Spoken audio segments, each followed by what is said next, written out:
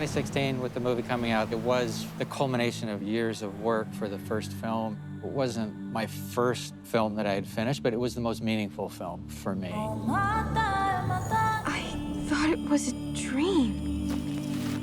And to share that with my family and to be there with them and see our culture represented in a powerful, meaningful way and also entertaining and fun.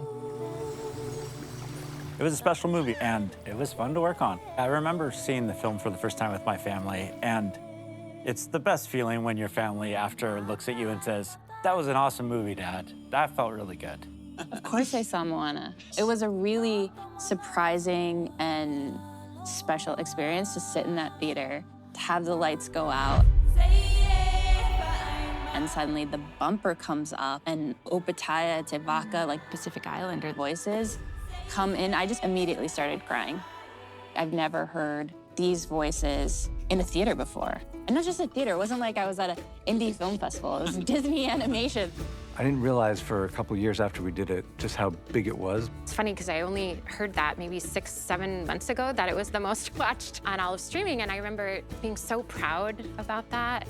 What's moving about Moana is this idea that it's okay to think beyond. It's okay to ask, what if there's more out there that I want to look for and explore and discover?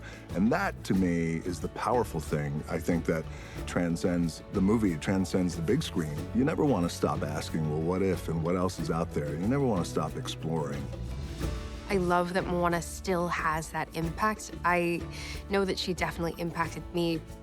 The run of Moana really took me by surprise. I had nothing to compare it to. I grew up in Hawaii. Moana took me out of the country for the first time, and I never could have guessed how far this film would take me. I was just really, really blessed because I got to travel a lot with Auli'i as we were going through this journey. And so I got to see this amazing young woman. She really blossomed into a force of nature. Thanks, Pam. She's not unlike the character that she voices that we all love. This is a call from the ancestors to sail to new skies. Both Dave Derrick and Jason Han were board artists on the original film, and I remember working with them as the production manager. Christina actually also worked on the first film, so it's kind of like our little family coming back together. I just feel so lucky, but it's been incredible to also see these 3 directors who are first-time directors really hone and develop their vision, to see their deep, deep love of Moana and seeing them pouring their hearts and souls into like every single tiny frame. It was unbelievable to be chosen to do this. And I was like, what just happened? You're like, oh my God, I'm gonna work on Moana. And then usually terror sets in because you're like, oh my God, I gotta live up to Moana. When we heard about the story expanding, we were excited and we were like, we're gonna need a bigger canoe. This project got much bigger, and our Burbank and Vancouver artists all began to collaborate together. I think everyone had their own sort of version of how do you follow in the footsteps of one of the best animated films out there? How do we build off of what's already been done? I remember someone just told me, like, what else is there to tell? Haven't we told everything? And my immediate response was, the ocean's huge. Yeah. The cultures we are honoring and showing, and Moana herself is so young. There is so much more to tell with her. There are new people to meet. There are new enemies to defeat. I have to give all the props to not only our writers, but also the Oceanic Trust for giving us such incredible material to work with, which really comes from Indigenous folklore and Indigenous knowledge. We call our consultants the Oceanic Cultural Trust. We all work together to ensure the stories we're telling are representative and truly celebrate the communities and the cultures that inspired Moana 2. It is so important to do this right. To their credit, Disney has said, let us know if we get anything wrong. Because all of this, as fun as it is, as imaginative as it is, some of these stories, like the story of Maui pulling up islands out of the sea, is not a Disney creation. That comes from our oral history. Early on, at the very beginning, I wanted to see Maui pull an island from the sea. That has to happen, right? And Maui pulls a freaking island out of the ocean. He does. And then I wanted a lot of mud skippers. I wanted so many. Did you? Did you? Let me tell you imagine something. that about you. Dreams do come They true. do. Can I ask where the mud skippers came from? It was going back to Samoa, just on the beach. These little guys would just wash up. You'd watch them like flop around and they'd go back in the ocean. I was like, these guys are amazing. These animals are so specific to the region of Moana.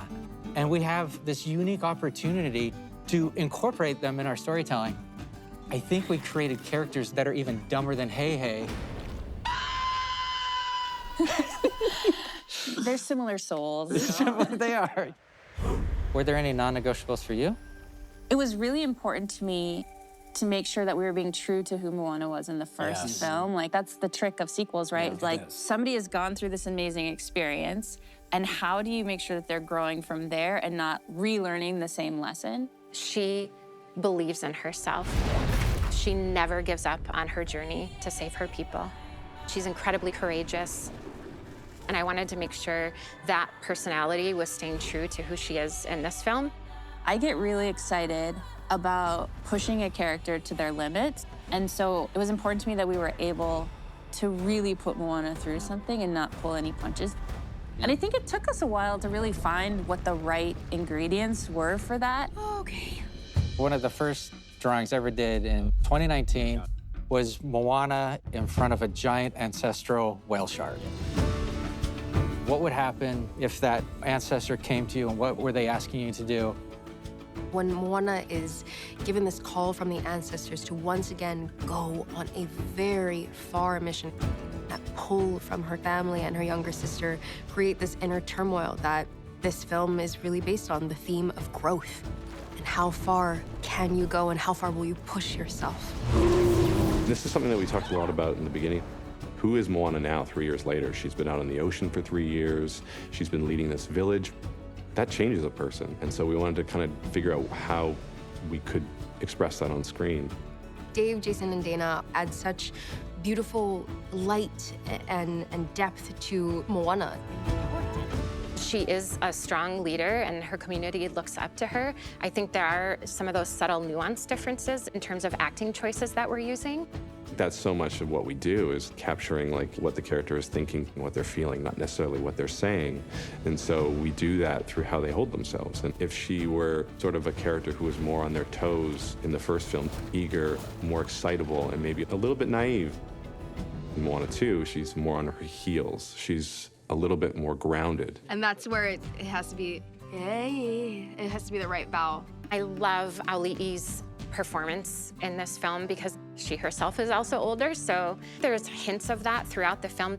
In the first film, Auli'i, she was so young and just getting into her career in acting, and now she's gained so much skill in the craft, and it comes through. Guys, the entire ocean is kind of counting on us, so we gotta rise to this moment.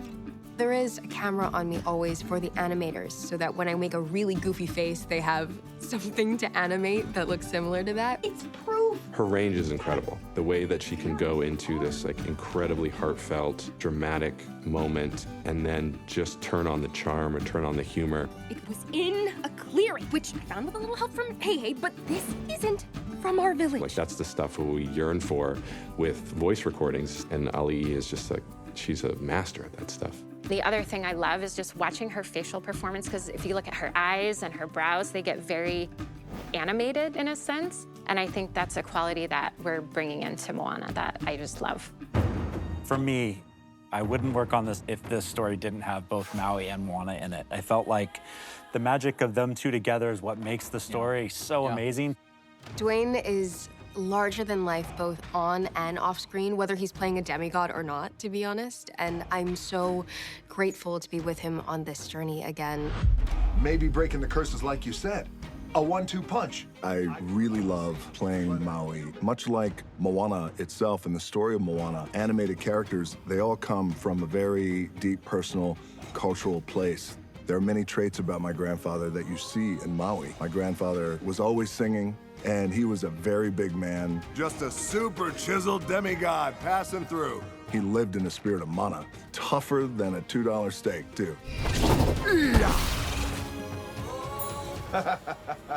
When we got to record Dwayne, you commented how Jason and I, as soon as he came up to greet us and shake our hands, we were...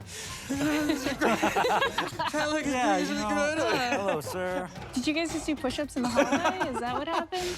He has muscles in places I've never seen before. But he was so much fun to work with. I mean, what an amazing, charismatic guy who brings so much warmth and just such presence to the character of Maui. Just amazing comedy. Okay, no, oh, hey. He comes in, he's very confident. He definitely has an energy to that voice, which is really fun for us to bring. What? I was being nice. Ow, ow. No purple apples. Stop. Ow, ow. I don't like who you are around her, okay? Okay. Ow. I'll talk to her. Ow. So much of Maui is Dwayne, and Dwayne is Maui. You watch him in the booth, and his charm and his wit are just like razor sharp. I love that we can be very expressive with him because of the way he reads his lines. We use a lot of asymmetry. We're always looking at the rock eyebrow. For animators, the stuff where you get to sort of invent the comedy and how he's behaving is sort of kind of the funnest part of it, because you're sort of inventing it from the little spots of comedy just by the way he gestures or reacts to something. There's a very quick head move, but then the jaw opens slow. I'm wondering if we could just marry those two things a little bit. He was very moved with like the development of his character Maui and how vulnerable he got. I mean, you worked very closely with him on that. You know, we talked about to be a demigod and not want to need anyone or need anything, but then to have a friendship with Moana that becomes your one vulnerability. What happens when you lose that or that's put at risk? Yeah. Please. What does it mean for someone who is so strong to ask for help? As larger than life as he is also deeply sentimental. And I always like to say that the most powerful thing we could be in life is ourselves, and that's what Maui, I think, has inspired in not only me, but in talking to fans all around the world. See you out there, Maui. See you out there, Moana. For me, the other one was the beauty in the first film is so incredible, and I know you all are sick of me hearing me talk about this, but I mean, like once or twice you might have mentioned that you really like this. I remember the beauty of nature portrayed in that first movie. It was awe-inspiring for me, especially from a lighting standpoint. I was just blown away. For me, it was a technical marvel, first and foremost. Just, we were talking about the water, the look of it was amazing. Coming back, you know, so many years later, the technology has advanced, and we have many of our leaders who were on the first film back for this film. And so all the artists have come together, and if it's possible, made it even more beautiful than the first film. It is possible because that's what we did. I remember my first discussion very well, and Dave very much talked about his heritage and, no, this needs to be true to this emotion and this culture.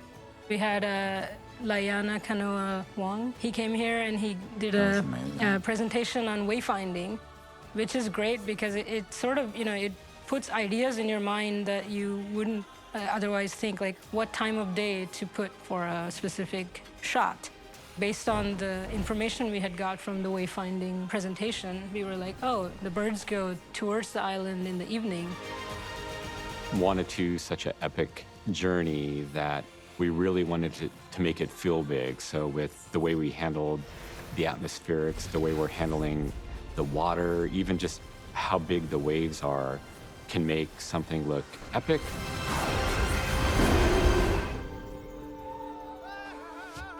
Whenever we finish a film, I feel like it's a tiny little miracle that all came together. This is not an easy film to do. The pressure of it is so high. And I'm just proud that everyone really approached it with humility and grace.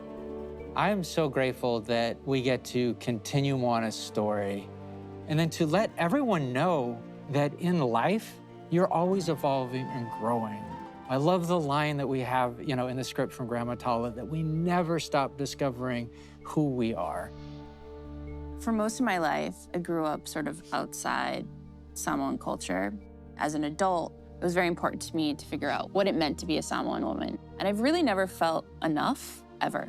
Yeah. And this movie has really helped me take ownership of what it means to just be exactly who I am. And because of that, I'm so excited for my children, for my niece, for my cousins. We're just this little family from Savaii and from Pago Pago, and making a giant Disney movie was never meant to be a part of our story. Yeah. To be able to give this to them, to say, truly, anything is possible. I hope that that is their takeaway from all of this? I've always wanted to work at Disney Animation and to work on a film that we have all created together with our incredible crew. It's super emotional. It's a dream come true for me, genuinely. I hope when people go see this that they love the film as much as we loved making it. You might want to hold on.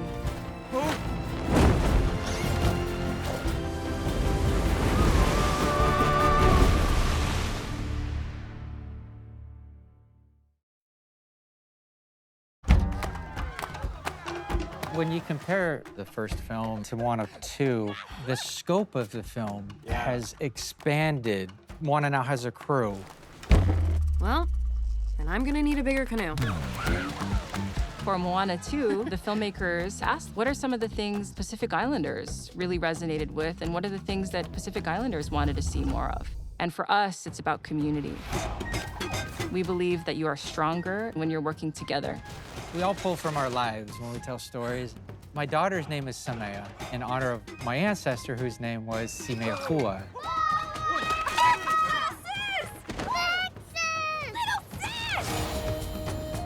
Samea stole my heart. I absolutely love this character.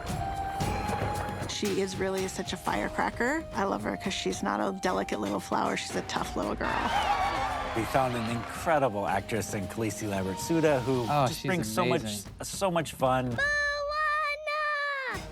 Alexis! You said you'd bring me a present.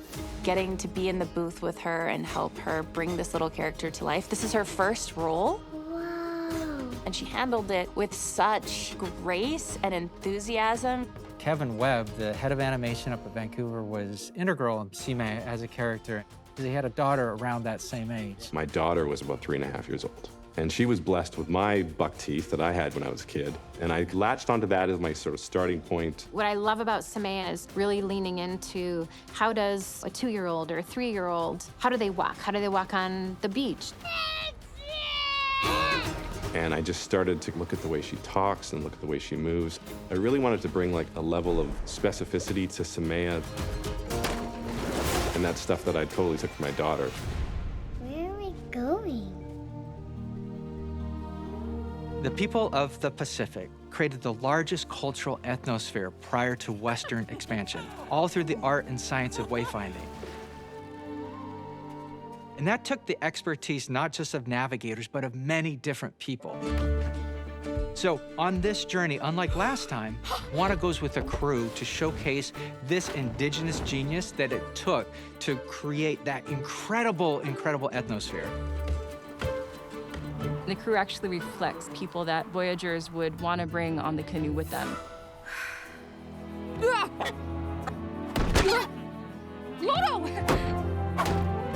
Loto is a master builder, specifically of canoes, and she's always trying to make it even this much better, even if it means chopping the mast in two in the middle of a very important scene.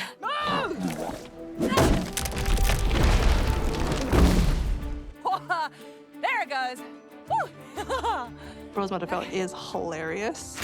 It's really cool to see a female character also be this like kind of wacky engineer and balance the humor of it really well. Great. Rose is incredible. I think I'm scaring her with how much of a fan I am, but... Great. She was one of those, like, how can we work with Rose? How can we find a role that can fit her? Ooh, I have some ideas. And the fact that she gets to play this genius who sees things that other people can't see, who helps to design a canoe that can go further and farther. The canoe is perfect as it is. Perfection's a myth. There are so many artistic details that our artist gave her. She has this incredible adze that is a Swiss Army knife of tools. There's like a hidden needle and thread, rope to help like measure things. Yes. I remember when Rose saw Loto's final design and saw her hair, she's like, that's my hair. The way she actually portrays that character is so much fun, and she's the only person that could do that role. And then you have Kele. I love him so much. He is the farmer, but he's never set foot off of land. Kelly reminds me a lot of my dad. You want to know. You know, just a very specific point of view of the world. I don't love anything. Kele is not the most obvious choice for someone on a canoe. When will the canoe stop moving? Something that is really important for all of these characters is that they touch upon this indigenous knowledge that has been passed on through generations. A farmer on the sea. We're gonna need to eat more than fish. Kele brings food along on the journey, which is true to form to the Pacific. The wayfinders back in the day used to bring plants along. That's how we knew where they had traveled, by tracing their plants across the Pacific. Okay, here we go. Having David Fane play Kele has been great. David Fane is the most joyous man. And then he turns into Kele, where he's this grump, and it's the funniest thing. Whoa! Hey, you can't talk to me like that, because I'm an elder. And I'm 3,000 years old. I have been a David Fane fan since film school, really. He's growing on me like a wart. So when I heard that he was cast, honestly, I would have done anything to get in those records. I think we got it, eh? Yeah, I think we got there. I think there's a lot to love in all these characters, but Moni, who's voiced by Hua Lalai Chung, is so much fun. Oh, Moni! Moni is a master storyteller. It is so important we keep these traditions and these stories alive. And through the Pacific, we really only have oral storytelling. As Pacific Islanders, things were maintained by oral tradition, by repeating things, by oratory, by music, and by motifs. And so, of course, we have our oral historian, Moni. I spent my whole life learning our people's stories. Because of you, I get to live one. We have so much fun with his fanboy qualities towards Maui. Maui and me. It's part of a series. And I love when he gets to actually see Maui for the first time and loses himself in the glory of Maui and being in his presence. Can I get a chee-hoo? He's one of those characters who leads with his heart first. And he is there to sort of be the knowledge base of all the mythical creatures and encounters. It's a warrior salute to show us respect. I love the specifics the artists layer into his Ye Lava Lava that he's wearing, like the specific motifs on there. They're all like rounder shapes. Because he's a nice guy, he's loving, he's big, he doesn't know how like strong he is sometimes. Yes! I love watching him come in the booth and develop this character with us. Mystery Island! Cool. Mystery Island! Cool. Cool! Hua, he's never done a film like this before. He's a fire knife dancer in Hawaii. It's so exciting to see people who wouldn't traditionally have access to being a movie star be on the biggest screens all across the world and get the attention that their talent deserves. It's Motu Vitu! We found it! That's no island. Where we get to bring the Kakamora back, which I really love those characters. I thought they're really something I think people really connected to. We were able to expand the story of the Kakamora with a character named Kotu. It was something that consultants had said from the Solomon Islands, that they wish that the Kakamora had a bigger story, because to them, in the Kakamora mythology, they're actually human helpers. They're not foes, they're not pirates.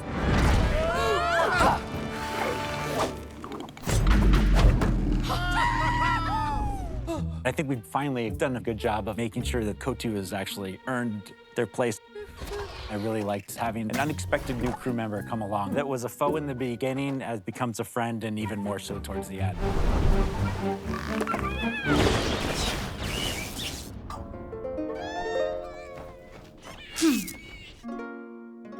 The character of Matangi is one of the most exciting new characters we have in the story. Relax. I don't bite. She is a demigod like Maui. Both Matangi and Maui live out of time.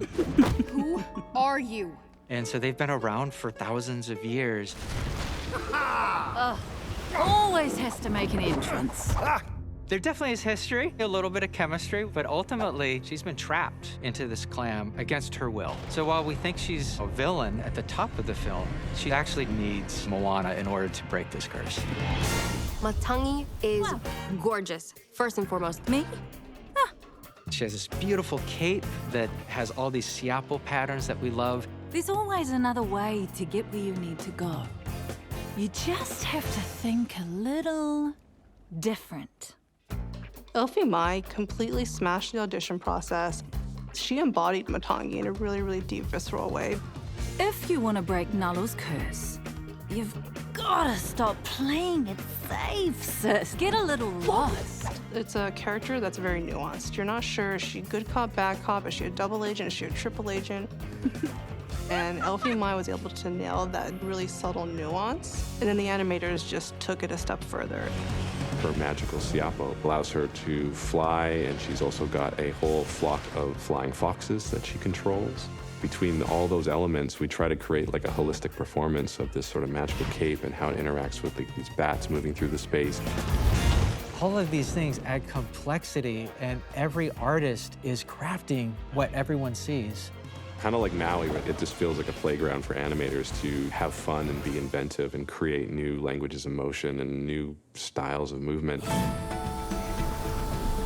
Good luck, Tautai Moana. Maybe one day we'll see each other again.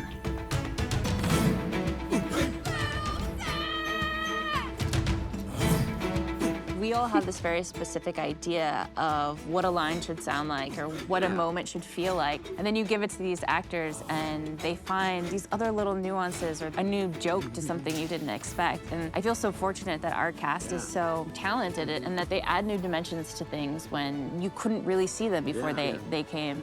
And our crew is the best in the world. We are so lucky to go into each one of these meetings and have people show work that is literally jaw-droppingly beautiful. I feel so lucky to actually be able to be part of that.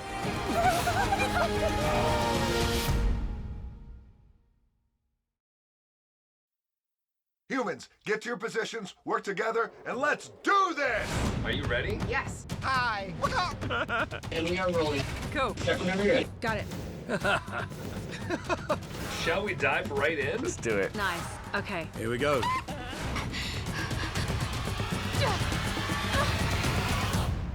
Can I get a chee-hoo? From the top. Thank you. You beautiful chicken. Hey, how's it going? Boat snack! Little sis. No more purple nurples. Purple nurples! No more purple nurples! Ow! Look, no more purple nurples! Stop! Ow! So, He shakes his wet hair, spraying him. Okay, so I've got big long hair, right? Okay, let me just pretend I've got long hair. It's called a hair whip. Whoa! Learned it from those guys. You gotta get off the chat, sis. Get a little lost. Get a little lost. Get a little lost. Oh, wait, Loro! What are you doing? I'm making improvements. Okay. Hi, sorry, coming through. Hey, coming through. Coming through. Coming through. Coming through. Yes, this is a new shell. Thanks for noticing. Oh, that's really got a zap to it, doesn't it?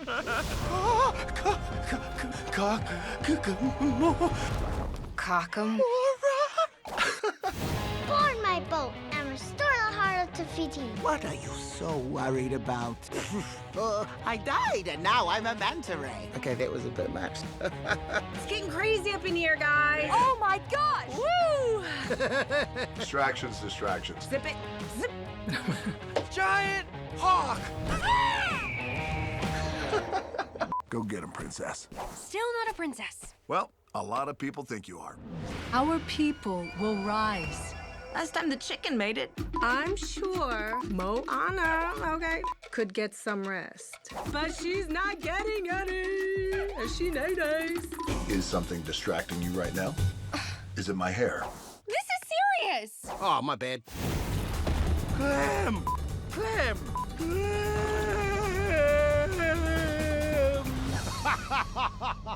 Oh, you're worried about the wrong thing. Is it my bod? Yes. Glad you asked. Nailed it! She's going to kill me.